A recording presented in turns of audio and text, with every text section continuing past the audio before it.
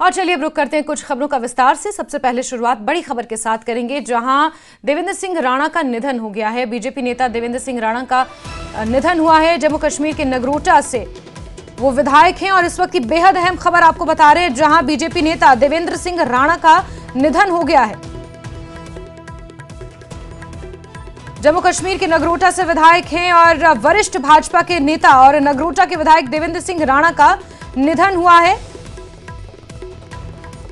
बड़ी खबर आपको बता रहे हैं, उनकी मौत की वजह अभी तक पता नहीं चल पाई है, लेकिन बीजेपी के लिए एक बड़ी क्षति है, खासतौर पर जम्मू कश्मीर में, जहां नगरोटा से वो विधायक हैं। विधायक का फरीदाबाद के हॉस्पिटल में भर्ती थे और बड़ी खबर आपको बता रहे हैं, 59 साल की उम्र में उन्होंने आखिरी सांस ली। जम्मू कश्मीर के नगरोटा से विधायक थे राणा। अभी तक उनकी मृत्यु की वजह पता नहीं चल पाई है। अस्पताल में इलाज के लिए भर्ती थे और जम्मू कश्मीर के नगरोटा से विधायक थे।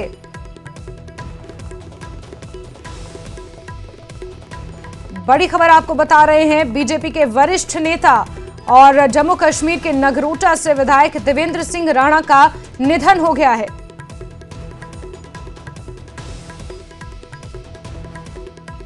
बड़ी खबर आपको बता रहे हैं, जम्मू कश्मीर बीजेपी के एक वरिष्ठ नेता, डोगरा समुदाय के लिए एक मजबूत बुलंद आवाज थे और बीजेपी नेता का निधन हुआ है। हालांकि उनकी मौत की अभी तक वजह नहीं पता चल पाई है, किस वजह से उनकी मृत्यु हुई। उन्होंने दम तोड़ा, लेकिन अस्पताल में, फरीदाबाद के अस्पताल में वो भर्ती थे, इलाजरत थे।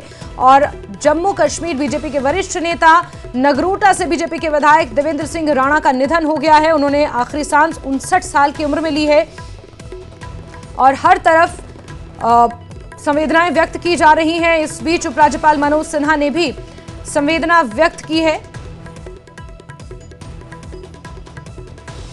बड़ी खबर बता रहे हैं आपको, जहां वरिष्ठ बीजेपी नेता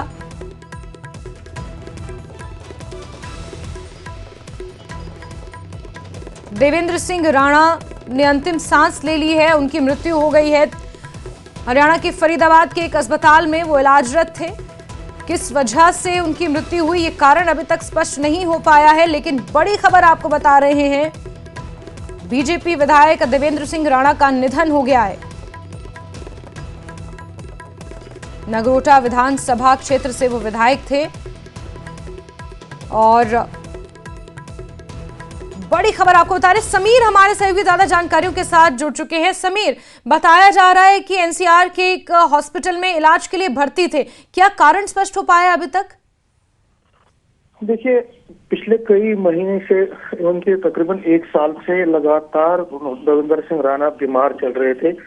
उनका जो वेट लॉस हुआ, बहुत ड्रास्टिक वेट लॉस हुआ था। उनका वेट, वो खुद कहते थे कि वो सबसे मोटे और सबसे हैवी मंत्री है यहाँ पे। बहुत हंसी मिजाज के थे और हमारे साथ उनके बहुत अच्छे, मतलब हम कह सकते हैं कनेक्शन भी बना था। कई सालों से हम उनको कवर कर रहे थे और वो मजाक में करते थे। लेकिन पिछले 1 साल से उनका जो वेट लॉस हुआ, तो उसके बाद ऐसी चर्चाएं हैं कि उनका एक, जो हम ये कह सकते हैं, खूंखार बीमारी से वो जूझ रहे थे, एक बड़ी बीमारी से वो जूझ रहे थे और फिर उनका इलाज बराबर चल रहा था। हालांकि बीच में थोड़ा बहुत वो रिकवर कर गए थे, लेकिन उसके बाद भी वो ठीक नहीं थे।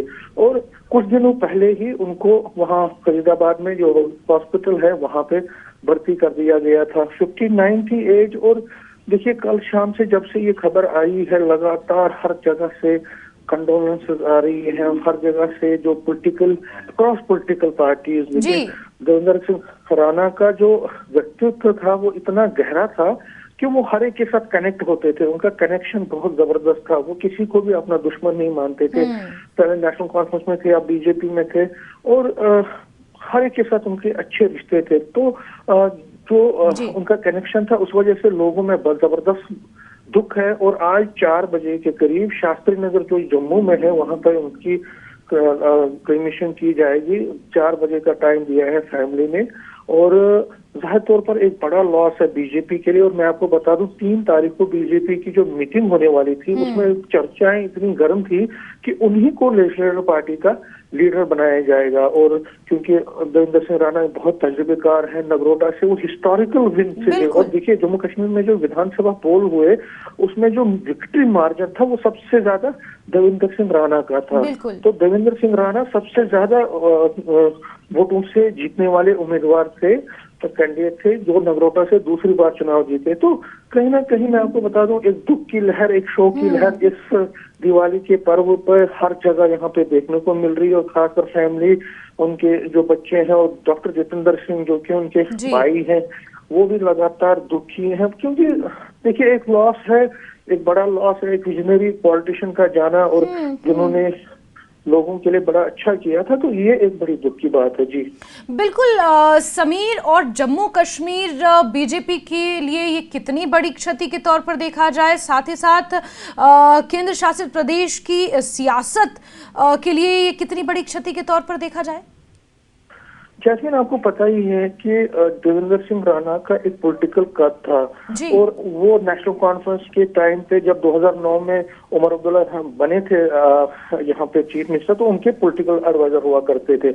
उसके बाद 2021 में उन्होंने नेशनल कॉन्फ्रेंस को छोड़ के बीजेपी में शामिल हुए। और बीजेपी में शामिल होने के बाद उन्होंने बीजेपी की जो आइडियोलॉजी है, जो उसकी पॉलिसीज हैं, जो उसकी प्रोग्राम्स हैं, उनको घर घर तक पहुंचाने में बहुत ज्यादा काम किया। और देखिए उनको इतना बड़ा स्टेचर था कि जब आपको याद होगा जब 8 अक्टूबर को यहाँ इलेक्शन रिजल्ट अनाउंस हो रहे थे तो देवेंद्र सिंह राणा और तरुण चुग 2 ऐसे नेता हैं, और देवेंद्र सिंह राणा सिर्फ एक ऐसे नेता हैं जम्मू कश्मीर से जो कि उसी दिन जिनको श्रीनगर भेजा गया था, जम्मू से श्रीनगर भेजा गया था ताकि वो वहां के समीकरण साथ दे। हालांकि फिर ऐसा कोई हुआ नहीं, नेशनल कॉन्फ्रेंस बड़ी पार्टी के तौर पर हो गई, लेकिन बीजेपी को लगता था कि असेंबली में हंग असेंबली आ सकती है और कुछ जो जमात के लोग हैं, सज्जाद लोन के लोग हैं या बाकी लोग हैं वो भी जीत के आएंगे ज्यादातर। तो उनको साधने के लिए देवेंद्र सिंह राणा को चार्टर फ्लाइट से उसी दिन सुबह भेजा गया था। और जब मैंने उनसे बात की थी तो उन्होंने कहा कि देखिए मैं श्रीनगर आया हूँ, कुछ ना कुछ अच्छा ही करूंगा यहाँ पे। तो कहीं ना कहीं जो कोर ग्रुप में वो थे, देखिए कोर ग्रुप में देवेंद्र सिंह राणा को लाया गया था। तो प्राइम मिनिस्टर के साथ जो मीटिंगें होती थी बीजेपी के नेताओं में, उनकी देवेंद्र सिंह राणा उसमें भी शामिल जरूर होते थे बीजेपी की तरफ से। तो उनका कद बहुत बड़ा था, उनको सेंट्रल गवर्नमेंट, सेंट्रल हाईकमान में समीर, ये तो हम बीजेपी के लिहाज से बात करें क्योंकि 2021 उन्होंने बीजेपी ज्वाइन की थी और जम्मू कश्मीर में फिर बीजेपी को मजबूत करने में, खासतौर पर जम्मू रीजन में, डोगरा रीजन में, क्योंकि एक डोगरा समाज की बुलंद आवाज के तौर पर भी नहीं देखा जाता, तो उन लोगों की आवाज को बुलंद करने में तो उनकी अहम भूमिका रही है। लेकिन क्षति ये नेशनल कॉन्फ्रेंस की भी है क्योंकि 2021 से पहले जिस तरह से वो नेशनल कॉन्फ्रेंस में उनका कद रहा है, तो कहीं ना कहीं शायद यही कारण है कि बीजेपी के लिए और जो विरोधी पार्टियां हैं, जो क्षेत्रीय पार्टियां जम्मू कश्मीर में है, वो भी कहीं ना कहीं इस सदमे में है और शोक व्यक्त कर रही हैं। बिल्कुल, देखिए शौक तो है, लेकिन मैं आपको यहाँ पे कह दूं कि जो रिश्ते थे उमर अब्दुल्ला के और देवेंद्र सिंह राणा के, वो कभी ऐसा होता था कि ये 2 भाई हैं, ऐसे होता था जब वो चीफ मिनिस्टर थे उमर अब्दुल्ला और जब ये उनके पॉलिटिकल एडवाइजर थे। लेकिन 2021 के बाद जब ये बीजेपी में चले गए तो उन्होंने 1 साल पहले एक इंटरव्यू दिया जो हमें भी उन्होंने दिया, और उन्होंने उमर अब्दुल्ला पे बहुत सीरियस एलिगेशन लगाए कि 2014 में उमर अब्दुल्ला बीजेपी के साथ सरकार बनाना चाहते थे। दिल्ली जाके उन्होंने वहां पे सेंट्रल हाईकमान से बात भी की थी, उन्होंने वहां पे गिड़गिड़ाया था। तो उसके बाद उमर अब्दुल्ला और उनके और नेशनल कॉन्फ्रेंस के ओवरऑल और नेशनल कॉन्फ्रेंस और देवेंद्र सिंह राणा के ताल्लुकात में बहुत खटास आ गई। और यही वजह है कि मैं हैरान हूँ कि अभी तक चीफ मिनिस्टर ने अपने ट्विटर हैंडल से अभी तक कोई कंडोलेंस नहीं चलिए समीर, ये राजनीतिक प्रतिद्वंदता हो सकती है, लेकिन इतने वरिष्ठ नेता का इस तरह चले जाना, और 59 साल की उम्र कोई बहुत ज्यादा उम्र भी नहीं होती। सिटिंग एमएलए नगरोटा से थे, 48,000 से ज्यादा वोटों से जीत उन्होंने दर्ज की थी, तो कितनी बड़ी क्षति बीजेपी के लिए ये है, ये अंदाजा लगाया जा सकता है। समीर, आप प्लीज हमारे साथ बने रहें, और पूर्व उप मुख्यमंत्री कविंद्र गुप्ता का बयान इसको लेकर सामने आया है, जरा सुन लेते हैं।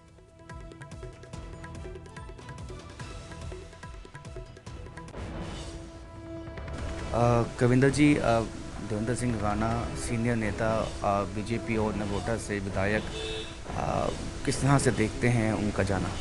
कि बड़ा दुखद समाचार है, केवल परिवार के लिए नहीं, पूरे जम्मू कश्मीर के लिए। उनका एक कुशल नेतृत्व था, एक विज़न था, एक आईक्यू था, जिसमें मिल बैठ करके हम इस पर चर्चा करते थे। अभी आने वाले समय में जम्मू कश्मीर की जिस प्रकार से स्थिति है, उनकी बहुत ज़रूरत थी। ठीक है, कुछ बीमारी से जूझ रहे थे, लेकिन ये नहीं लगता था कि इतनी जल्दी हमें छोड़ करके चले जाएंगे। बहुत कष्ट हुआ है उनकी ये समाचार सुन करके। तो मैं यही भगवान से प्रार्थना करता हूँ कि उनको अपने चरणों में स्थान दे और परिवार को दुख सहने की क्षमता दे, और उनके जो भी अनुयायी थे, उनके जो भी बहुत से ऐसे वर्कर्स थे, तो स्वाभाविक बात है कि एक बहुत बड़ा ऐसा लग रहा है कि बहुत बड़ा दुख समाचार। कितना एक वैक्यूम आपको लगता है कि जाने से सियासत में जो है, जिस तरह की सियासत ये करते आए और सबसे ज़्यादा वोट से जो है मार्जिन से जीते ये। जम्मू कश्मीर में एक नई राजनीति की शुरुआत हुई थी 10 साल बाद। जिस प्रकार से एक यूटी में एक नेतृत्व की जरूरत थी, उन सभी विषयों को लेकर के तो मुझे लगता है कि जो सोचा था उसमें कहीं ना कहीं अब कमी आएगी। तो देवेंद्र सिंह राणा सीनियर नेता अब वो हमारे बीच में नहीं रहे हैं, और आज इनके घर पे आप देख सकते हैं सभी सीनियर नेता बीजेपी के वो पहुंचे हैं। तमाम जो घर के जो सदस्य हैं उनके साथ संवेदना प्रकट करने के लिए सब लोग देखिए देवेंद्र राणा के घर में पहुंचे हुए हैं। सब शोक में हैं और किसी को ये विश्वास नहीं हो रहा है कि देवेंद्र सिंह राणा अब हमारे बीच में नहीं रहे हैं। और बहुत ही जिंदा दिल इंसान, और जिस तरह से कविंदर गुप्ता ने बताया, एक नई सियासत की शुरुआत जो है उन्होंने की थी, और उनके जाने से जो सियासत के एक तरह से जो जम्मू कश्मीर की पॉलिटिक्स है उसमें एक बहुत बड़ा वैक्यूम क्रिएट हो चुका है। कैमरामैन आशु के साथ राजेंद्र बैद, न्यूज़ 18 जम्मू। तो यहाँ पर आपने सुना पूर्व उप मुख्यमंत्री कविंदर गुप्ता को। उन्होंने कहा कि अभी उनकी बहुत ज़रूरत थी। जिस तरह से घाटी में बीजेपी खुद को देख रही है और इस बार विधानसभा के चुनावों के जो नतीजे आए हैं, इस बीच बीजेपी को जम्मू कश्मीर में और मजबूत करने में देवेंद्र सिंह राणा की एक अहम भूमिका थी, और आगे आने वाले समय में भी उनकी ज़रूरत थी। लेकिन समय से पहले ही उनका लंबी बीमारी के बाद निधन हो गया। फरीदाबाद के अस्पताल में 59 साल की उम्र में उन्होंने आखिरी सांस ली है। हर तरफ शोक की लहर है। जम्मू कश्मीर बीजेपी के तमाम नेता अपना शोक व्यक्त कर रहे हैं, संवेदनाएं व्यक्त कर रहे हैं। और समीर लगातार हमारे साथ फोनलाइन पर बने हुए हैं। समीर, एक ऐसी शख्सियत का चले जाना जिनकी ज़रूरत पार्टी को बहुत ज़्यादा थी 2021 के बाद जब उन्होंने बीजेपी ज्वाइन की, और अभी मौजूदा समय में बीजेपी जिस तरह से घाटी में अपने पैर पसार रही है, ऐसे में कहीं ना कहीं देवेंद्र सिंह राणा, उनके राजनीतिक अनुभव की बहुत ज़्यादा बीजेपी को ज़रूरत थी। लेकिन जिस तरह से उनका निधन हुआ है, एक बहुत बड़ी क्षति के तौर पर इसे देखा जा रहा है। देखिए जैस्मिन, मैं आपको बता दूं, ये देवेंद्र सिंह राणा जो थे वो एक बिजनेस टाइकून भी थे। उनका एक बहुत बड़ा बिजनेस है। और आपको याद होगा जब अभी एफिडेविट हुए थे कैंडिडेट्स के, तो देवेंद्र सिंह राणा सबसे अमीर जो जम्मू कश्मीर में सबसे अमीर उम्मीदवारों में एक है। उनकी जो आयु थी जो उन्होंने उस पे दिखाई थी एफिडेविट पे, वो 123 करोड़ रुपए की थी। मतलब 1 अरब और 23 करोड़ रुपए की उन्होंने आयु दिखाई थी, इनकम दिखाई थी, जो वेल्थ दिखाई थी अपनी एफिडेविट में। वो रिचेस्ट थे, वन ऑफ द रिचेस्ट थे, क्योंकि उनका बिजनेस था। और बिजनेस के नाते उनका जो कनेक्शन है जम्मू कश्मीर के हर एक कोने में था। उनका कनेक्शन जो था कश्मीर वैली में भी था, चिनाब वैली में, पीर पंचाल में भी। और बेसिकली ये दोडा के रहने वाले थे। और डॉक्टर जितेंद्र सिंह और देवेंद्र सिंह राणा फिर जम्मू माइग्रेंट किए, क्योंकि उनके पापा जो थे वो चीफ इंजीनियर थे पीडी में तब के। तो कहीं ना कहीं फिर इन्होंने अपनी बिजनेस, अपनी मेहनत से बड़ा एक बिजनेस एम्पायर खड़ा किया। और उसके बाद वो सियासत में आए। और सियासत में जब 2009 में उनको पॉलिटिकल एडवाइजर बनाया गया, ये जम्मू प्रोविंशियल प्रेसिडेंट भी रहे नेशनल कॉन्फ्रेंस के बहुत टाइम तक, जब तक वो बीजेपी में चले गए। उस टाइम तक वो बीजेपी यहाँ जम्मू में बीजेपी नेशनल कॉन्फ्रेंस के जम्मू प्रोविंशियल प्रेसिडेंट भी थे। तो उनका कनेक्शन हर जगह था, और कश्मीर में जो कनेक्शन था उसका वो फायदा उठाते थे। और उनको जो बड़ी बड़ी मीटिंगें होती थी, जो जिस तरह मैंने कहा दिल्ली में तो होती थी, लेकिन जब कश्मीर में किसी पार्टी के साथ या किसी इंडिपेंडेंट के को साधने की कोशिश होती थी तो देवेंद्र सिंह राणा का फायदा उठाया जाता था। और देवेंद्र सिंह राणा मैंने देखा बीजेपी की हर एक बड़ी इंपॉर्टेंट मीटिंग्स में उनको हिस्सा बनाया जाता था। हालांकि पोस्ट कोई नहीं था अभी उनके पास, अभी वो सिर्फ कोर कमेटी के मेंबर थे, लेकिन कोई प्रेसिडेंट, वाइस प्रेसिडेंट या जनरल सेक्रेटरी कुछ नहीं थे। लेकिन हर एक मीटिंग में क्योंकि उनकी एक्सपीरियंस थी और क्योंकि वो नेशनल कॉन्फ्रेंस में थे, नेशनल कॉन्फ्रेंस में बहुत टाइम तक रहे थे और नेशनल कॉन्फ्रेंस में उमर अब्दुल्ला के साथ बहुत क्लोजली काम किया था, एज एन MLC बने थे, फिर 2014 में नगरोटा से चुनाव जीता और फिर अभी 2024 में फिर नगरोटा से चुनाव जीता। और नगरोटा में जो मुस्लिम पॉपुलेशन है वो सबसे ज्यादा है, वहाँ गुजर है, मुस्लिम है, और उनको उनके साथ उनका देखिए कितना जबरदस्त कनेक्शन रहा कि 30,000 से ज्यादा वोटों से इन्होंने जीत इस बार दर्ज कर दी। और ये अपने आप में बड़ा रिकॉर्ड, नेशनल कॉन्फ्रेंस की वेव भले ही हर जगह पे हो, लेकिन मुस्लिम डोमिनेटेड नगरोटा एरिया में जहाँ पे बहुत ज्यादा मुस्लिम रहते थे वहां पे भी उन्होंने जीत दर्ज की और वो भी 30,000 वोटों के मार्जिन से सबसे ज्यादा जीतने वाले। तो कहीं कहीं देवेंद्र सिंह राणा का जो कनेक्शन, मैं आपको बता दूं यहाँ पे जो हम उनको देखते थे, जब हम उनसे मिलते थे, वो हमेशा एक ही बात कहते थे कि देखिए मेरी एक विजन है, मेरा एक प्रोग्राम है, मैं जम्मू के लिए जम्मू की बात करता हूँ। मैंने जब उनका इंटरव्यू लिया था एक असेंबली इलेक्शन से पहले, उसमें भी उन्होंने ये कहा था कि वो जम्मू की भलाई, जम्मू की विजन, जम्मू की सोच और जम्मू के एम्पावरमेंट के लिए काम करते रहेंगे और उनके पास विजन जो है उसको वो इम्प्लीमेंट करवाना चाहते हैं ग्राउंड में। उन्होंने कहा कि देखिए कश्मीर में हमारा एक विजन है, हम उस सोच के साथ हम जम्मू कश्मीर को आगे बढ़ाना चाहते हैं, लेकिन क्योंकि जम्मू को अभी तक डिस्क्रिमिनेट किया गया है उसको भी हम आगे एम्पावर करना चाहते थे। तो देखिए अभी जो कविंदर गुप्ता भी कह रहे थे कि ये एक नई सोच के पॉलिटिशियन थे, एक प्रोग्रेसिव सोच के पॉलिटिशियन थे, एक उस सोच के पॉलिटिशियन थे जो सियासत में सिर्फ पैसा, क्योंकि उनके पास पैसा सब कुछ पहले से ही मौजूद था, उनके पास रुतबा भी है, पैसा भी, सब वो सियासत में आए थे लोगों की भलाई के लिए, लोगों की सोच और लोगों की खिदमत करने के लिए। और हमेशा हमें कहते थे कि मैंने पैसा तो बहुत बिजनेस में कमा लिया है मुझे। बिल्कुल। और समीर, श्रीमान देवेंद्र सिंह राणा साहब, उनके आकस्मिक निधन से पूरा जम्मू कश्मीर स्तब्ध है, आहत है।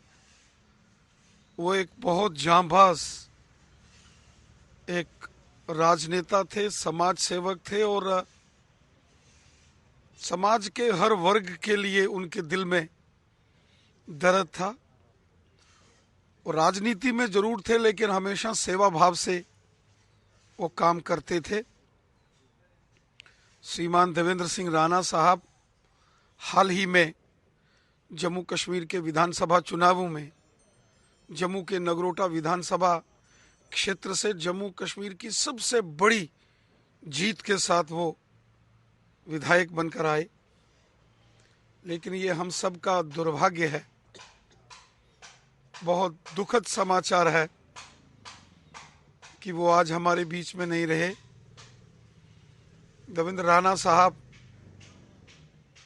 भले ही आज उनका शरीर इस संसार को छोड़कर चला गया, लेकिन वो जम्मू कश्मीर के वासियों के दिलों में हमेशा जिंदा रहेंगे। वो एक बहुत जांबाज और लोगों के लिए, गरीबों के लिए दर्द दिल रखने वाले एक सामाजिक, एक राजनीतिक कार्यकर्ता के रूप में उन्होंने काम किया। उनके आकस्मिक निधन से भारतीय जनता पार्टी और पूरे जम्मू कश्मीर को अपूरणीय क्षति हुई है, जिसकी भरपाई करना बहुत मुश्किल है। तो सबसे बड़े मार्जिन से जीते थे, लोग इतना उनको चाहते थे कि इस इलेक्शन में सबसे बड़े मार्जिन से जीत उनको दिलाई थी। श्रीमान देवेंद्र सिंह राणा साहब बच्चे बच्चे के दिल में बसते थे और राजनीति के साथ साथ सामाजिक कार्यों में बहुत सेवा भाव से काम करते थे। और राजनीति में तो जरूर थे, लेकिन आम जनमानस, गरीबों, हिंदू, मुसलमान, सिख, ईसाई, एक समान भाव से सबकी सेवा करते थे, सेवा भाव से वो काम करते थे। उनके असामयिक निधन से पूरे समाज को, पूरे जम्मू कश्मीर को अपूरणीय क्षति हुई है। भारतीय जनता पार्टी को तो उनके असामयिक निधन से अपूरणीय क्षति तो है, लेकिन पूरे समाज को, पूरे जम्मू कश्मीर को, वो जम्मू की एक बहुत बुलंद आवाज के रूप में जाने जाते थे। उन्होंने सारा जीवन, पूरा जीवन लोगों की, जनता की सेवा में व्यतीत किया।